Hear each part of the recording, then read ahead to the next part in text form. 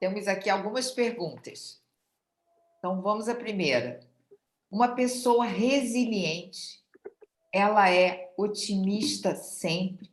Ou pode haver momentos em que vai chutar o balde? Opa, todo mundo em algum momento chuta balde. Eu já chutei balde, os mais resilientes do mundo já chutaram balde, porque chutar o balde, em algumas vezes, são os aprendizados que a gente tem na vida, né? Mas o que eu quero dizer é que se você chuta o balde sempre, como eu falei, pode se tornar aí um traço da sua personalidade. Em resumo, tudo que é exagerado é problema. Mas o que eu quero dizer é o seguinte: a pessoa resiliente, ela sente a dor, ela experiencia essa dor, mas o que ela faz?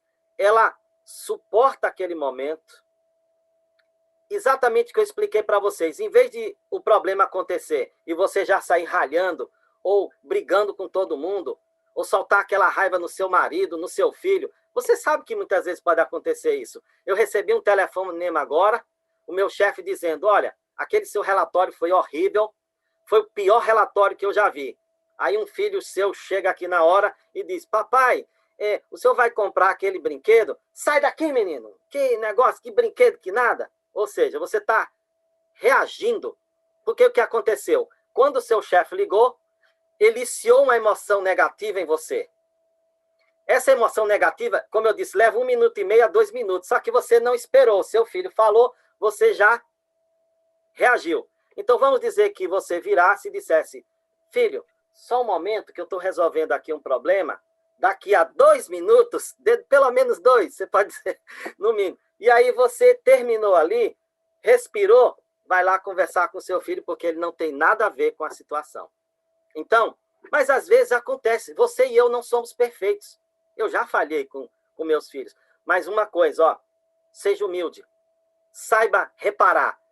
O Daniel Siegel, ele é um dos maiores cientistas do mundo que estuda sobre trauma da infância e sobre como a resiliência pode ser desenvolvida, e ele fala exatamente sobre isso. Pode ser reparado. Então, eu errei com minha criança, eu vou lá: filho, papai errou. Eu sou humano, você vai entender isso. Nós humanos, às vezes, cometemos falha. Abraça. Eu te amo. Me desculpa. Vamos começar de novo? Fala o que você falou. Papai, eu queria comprar tal coisa no shopping. Aí eu vou virar para ele: filho, só se for agora. E você vai. Mudou tudo. Eliciou emoções Obrigada. positivas.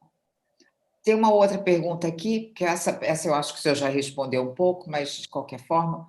Conviver com pessoas positivas e otimistas ajuda nesse processo pessoal e melhorar, tentar ser resiliente? Com certeza. Nas pesquisas sobre a baixa autoestima, mostra que um dos fatores que mais leva as pessoas a desenvolverem a baixa autoestima são lidar com pessoas tóxicas. Um dos maiores cientistas também, ele, na própria família dele, teve casos de esquizofrenia, ele tem transtorno de transtorno, porque eu estou pensando em inglês, é o TDAH. Às vezes eu falo, é o TDAH, né? Como que? Esqueci agora, desculpa. Que a gente chama aqui, é o transtorno de déficit de atenção e hiperatividade. Tá? Aqui me veio a palavra em inglês e não estava vindo em português. Mas o que acontece? É o Edward Hallowell. Ele é um dos maiores experts nessa área, e ele fala exatamente que ele disse: olha, eu quero dizer para vocês que quando eu percebo que alguém está na minha equipe e está sendo tóxico, está fora. Porque eu não consigo, ele dizendo, eu não consigo trabalhar com pessoas que são tóxicas. Então, é a decisão que ele tomou. E o que acontece? Eu trato muitas pessoas. Eu quero dizer para vocês que talvez aí, de 100%, 80% de pessoas que eu trato têm problemas aí de baixa autoestima e está relacionada a essa convivência com pessoas super negativas. E muitas vezes são amigos. Por quê?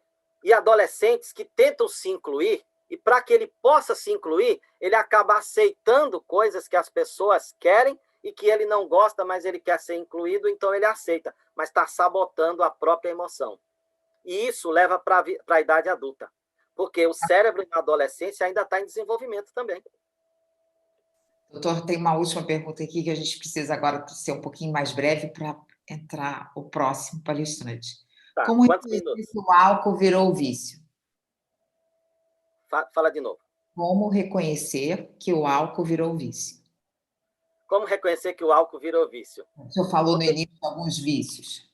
sim, você percebe qualquer vício, se você não consegue, você percebeu o seguinte, ó, eu estou tomando esse suco, essa água aqui. Agora, beber água é um vício bom, né? Mas vamos dizer que você bebeu. E aí você está em, eu preciso tomar aquele vinho, aquilo, porque senão eu não consigo dar tal aula. Eu preciso tomar isso porque eu preciso relaxar. Eu preciso beber, porque senão eu não consigo pedir aquela moça em namoro. Eu tenho que beber isso aqui, senão eu não consigo conversar com minha esposa sobre aquele problema.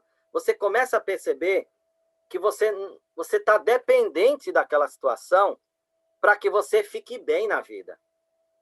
Todo vício é assim. Eu vou ter um vício de videogame, eu vou jogar aqui para aliviar o estresse.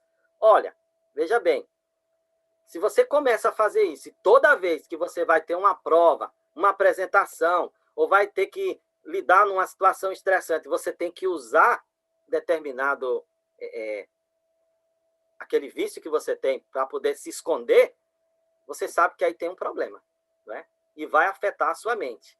Então, e lembrando, só para finalizar aqui, que tudo está interligado. E a gente sabe que a bebida, ela não afeta somente o corpo, mas afeta o seu raciocínio, ela afeta a sua mente, baixa a consciência, a sua habilidade cognitiva, vai afetar as suas emoções. Então, você tem que tomar cuidado, porque qualquer vício afeta a sua maneira de gerenciar as emoções e afeta o seu equilíbrio mental. Muito obrigado a todos. Tem mais uma aqui. Tem mais Bem uma? rapidinho, mais uma. Como ser otimista em um momento que falta o básico para a família, né? Acho que é isso que a pessoa quis dizer.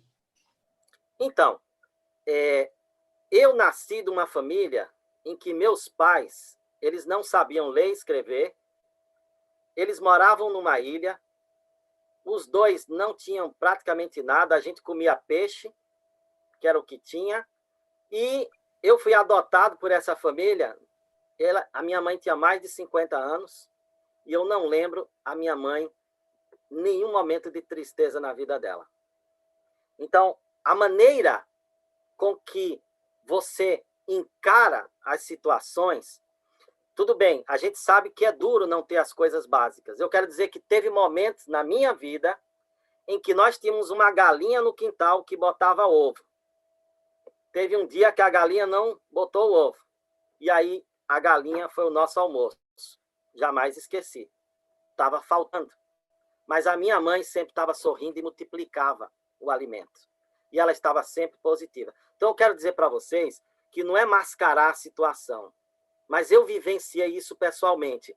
Mas é você parar e pensar, unir seus filhos e dividir o pouco que tem e pensarem juntos em como vocês podem ser criativos, até mesmo para fazer os alimentos, plantar alguma coisa no fundo do quintal, saber economizar no momento que tem alguma coisa a mais. Eu aprendi na minha vida isso, a economizar pequenas coisas e usar isso. Então, eu vim de família muito pobre e que a minha mãe, eu nunca lembro, quando eu falo dela, eu só vejo sorriso grande, mas vivemos momentos desafiadores, porém não tenho emoções negativas sobre isso. Muito obrigada, doutor. Que depoimento bonito. Muito obrigada. Grande abraço daqui da Nova Zelândia. Abraço forte, doutor Carlos, Leandro, Carla, todos vocês que estiveram conosco. E vamos para frente, que essa pandemia não é mais forte do que nós. Tchau, até mais.